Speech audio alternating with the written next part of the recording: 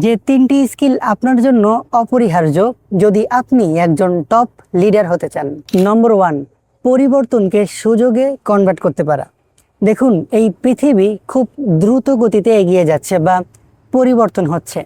এমত অবস্থায় আপনি যদি আপনার পুরনো কলাকৌশল নিয়েই বসে থাকেন, তাহলে এর অর্থ হচ্ছে আপনি ও আপনার দল প্রতিনিয়ত ব্যাকফুটে যাচ্ছেন। তাই সবসময় পুরনো স্ট্র্যাটেজি নিয়ে বসে থাকা যাবে না, বরং আপনাকে শিখতে হবে কিভাবে নতুন নতুন বাস্তবতার সাথে মানিয়ে নিতে হয়, কিভাবে নতুন চেঞ্জ থেকে নিজের জন্য, নিজের দলের জন্য নতুন সুন্দর ভালো অপরচুনিটি বের করে আনতে হয়। কারণ আপনি নিজেকে রিপ্লেস না করলেও অন্য কেউ ঠিকই নিজেকে, নিজের দলকে রিপ্লেস করে অনেক দূর এগিয়ে যাবে আপনাকে পিছনে ফেলে।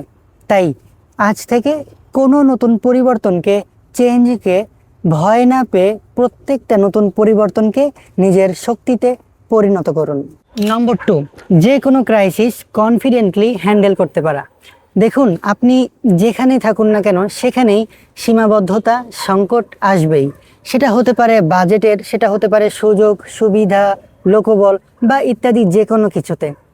আর তখনই আপনার আসল পরীক্ষা শুরু হবে, যখন একজন সাধারণ মানুষ ভাবতে শুরু করবে এখানে আর কিছুই পসিবল না। কিন্তু যেহেতু আপনি একজন লিডার হবেন, তাই তখন আপনাকে আপনার হাতে যা থাকবে তা নিয়েই ফাইট করে কাঙ্ক্ষিত রেজাল্ট বের করে আনতে হবে। মনে রাখবেন, আপনি যতটা বিচক্ষণতা, দূরদর্শিতার সাথে সমস্যার সমাধান খুঁজে আনতে পারবেন, আপনার টপ লিডার হওয়ার চান্স ঠিক ততটাই বাড়তে থাকবে। আর নম্বর 3 হচ্ছে সমালোচনা গ্রহণ করতে পারা। আমি পার্সোনালি এটাকে সবচেয়ে বেশি ইম্পর্টেন্ট মনে করি। দেখুন, কেউ আপনার সমালোচনা করলেই তাকে আপনার শত্রু ভাবতে শুরু করিয়েন না। হ্যাঁ, সব সমালোচনা অবশ্যই যৌক্তিক না, বাট সব সমালোচনা আপনার ক্ষতি করার জন্যও না। বিশেষ করে যদি আপনি একজন লিডার হতে চান, তাহলে অবশ্যই সমালোচনা গ্রহণ করতে পারাটা আপনার জন্য অপরিহার্য।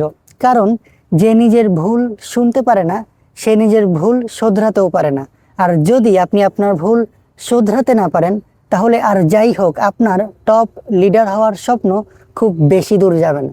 তাই আজ থেকে পরিবর্তনকে সুযোগে পরিণত করুন, সীমাবদ্ধতার মধ্যেও সমাধান খুঁজে বের করার চেষ্টা করুন, আর অবশ্যই সমালোচনা থেকে শেখার মানসিকতা রাখুন।